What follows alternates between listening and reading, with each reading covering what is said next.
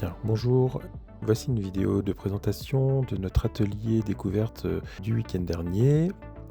L'idée, c'était ici de découvrir les outils d'animation dans le logiciel Blender. Donc, dans un premier temps, nous voyons l'animation 2D. Donc, ici, nous allons intégrer un décor 2D dans l'interface. On intègre le décor et ensuite on le remet à la bonne échelle. Ce qui nous permet de le voir dans la vue caméra. Donc vous voyez que même si on fait on utilise des outils 2D dans Blender, ça reste une interface 3D qui nous permet effectivement de positionner les éléments. Donc ici on va placer les éléments un peu comme on pourrait les placer dans n'importe quel logiciel 3D, que ce soit un moteur temps réel ou que ce soit un logiciel 3D classique, ou voire même aussi comme on pourrait le placer dans un logiciel type After Effects par exemple.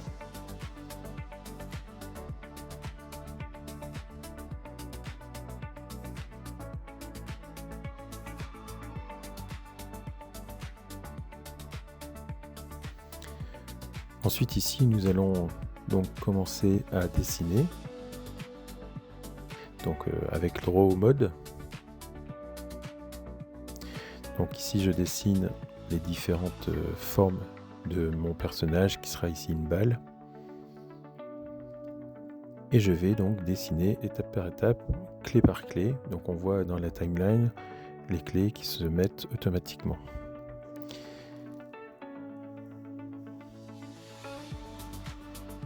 Donc là je dessine un timing qui me paraît correct. Et vous voyez aussi, quand je bouge la timeline, on voit le ghosting et du coup, ici, ça va nous permettre de voir en fait les images avant-après de notre personnage qu'on anime. Ce qui va nous permettre en fait de pouvoir directement anticiper les frames de l'animation. Donc ici, on anime la balle qui saute d'un point A à un point B. Et je vais dessiner la balle qui amortit sa chute et qui s'arrête.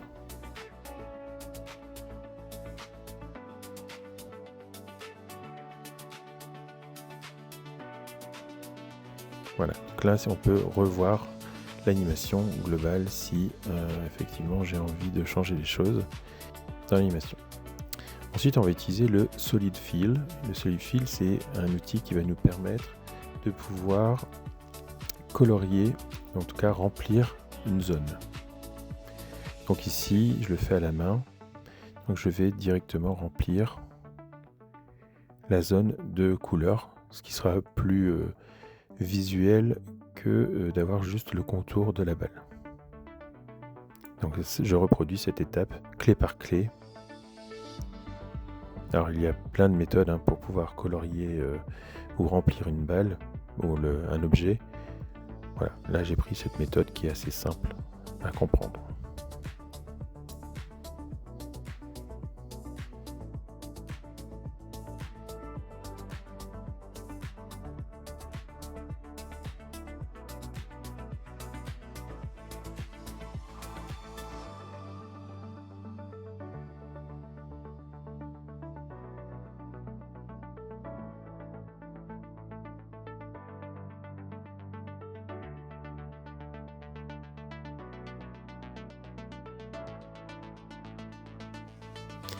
Maintenant, je vais juste agrémenter un petit peu notre personnage avec des yeux pour pouvoir dire que, effectivement, voilà, lui donner un peu plus de caractère. Et pareil, je vais venir dessiner les yeux rapidement, clé par clé.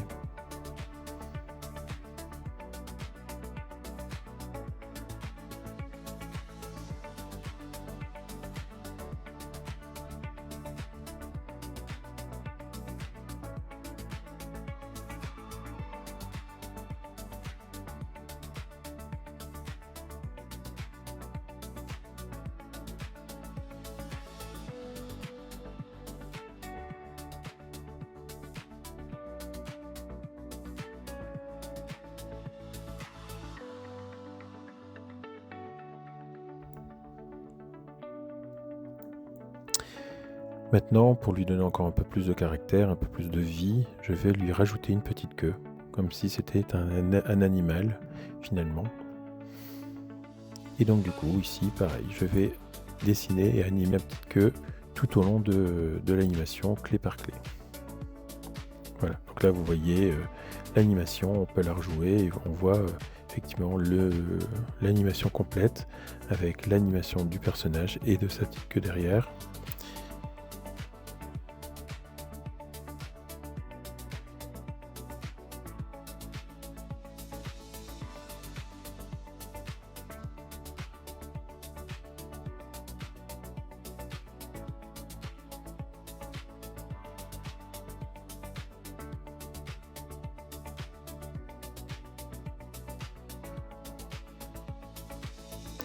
Ici un autre exemple que nous avons vu du coup le jour de l'atelier avec effectivement une autre forme.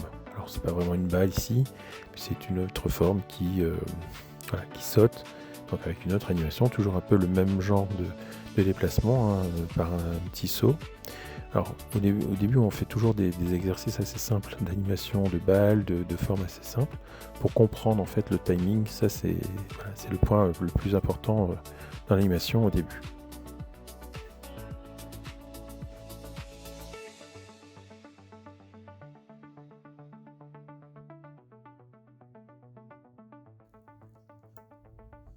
Alors pour donner un autre exemple, on a vu également l'animation d'une balle en 3D.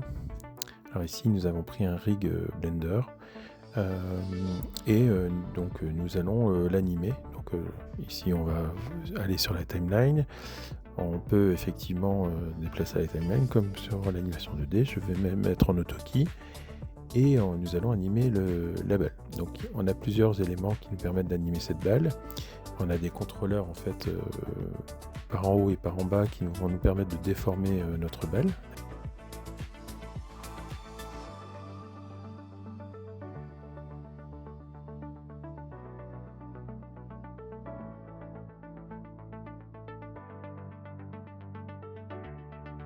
Donc on va pouvoir ajouter les keyframes pour animer notre balle.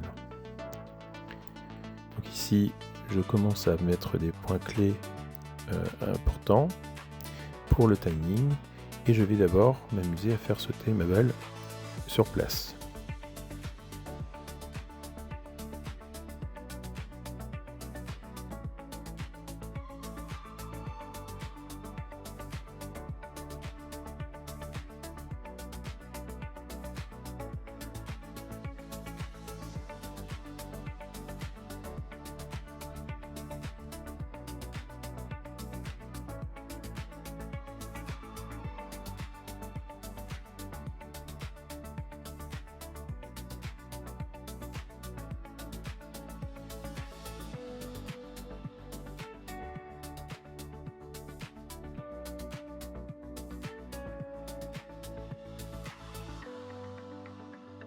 Une fois que j'ai fini l'animation de balle sur place, je vais intégrer de la même façon un décor. Donc je vais reprendre le décor de la deuxième animation de balle en 2D. D'accord ? Donc on voit bien que on est toujours dans l'interface 3D. Et donc là ici on va positionner notre décor. Alors comme c'est un décor 2D et qu'on a une balle 3D, on va devoir ajuster un petit peu tout ça. Donc je commence par mettre le décor et ensuite je vais lui ajouter une caméra également pour qu'on puisse voir en fait ce que donne l'animation sur le décor.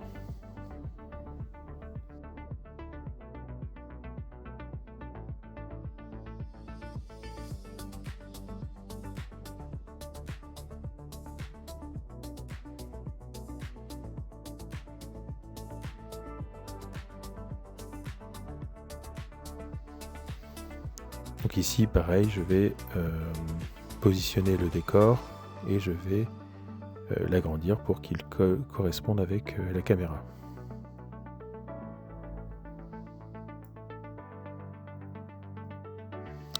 Une fois que le décor est placé, la caméra est placée, donc j'essaye de placer la caméra de façon à ce que on soit assez raccord avec la perspective du décor qui est en 2D, d'accord ? Et une fois que c'est fait, je peux reprendre mon animation de balle qui saute sur place et je vais simplement déplacer son contrôleur principal pour le faire atterrir ailleurs et retoucher un petit peu l'animation pour que la balle puisse s'orienter dans la direction du saut.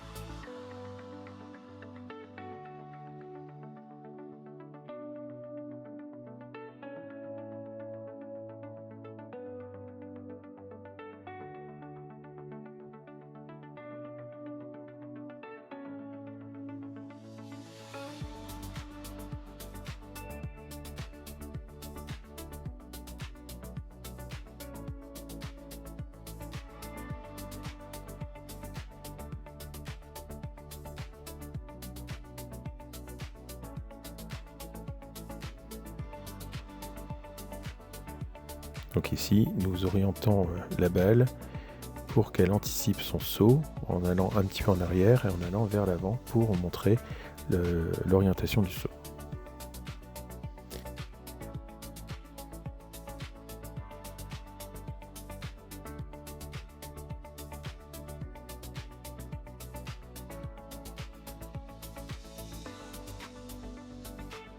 Donc si on voulait un peu plus de réalisme dans l'intégration de notre décor 2D, eh bien on pourrait effectivement faire un masquage de l'herbe et des éléments de décor pour que la balle passe derrière ces éléments. Voilà, j'espère que ça vous a plu. N'hésitez pas à suivre nos événements via notre site internet dans la rubrique agenda. Nous avons d'autres ateliers, d'autres stages découvertes. Donc n'hésitez pas à vous y inscrire. À très bientôt pour une nouvelle vidéo.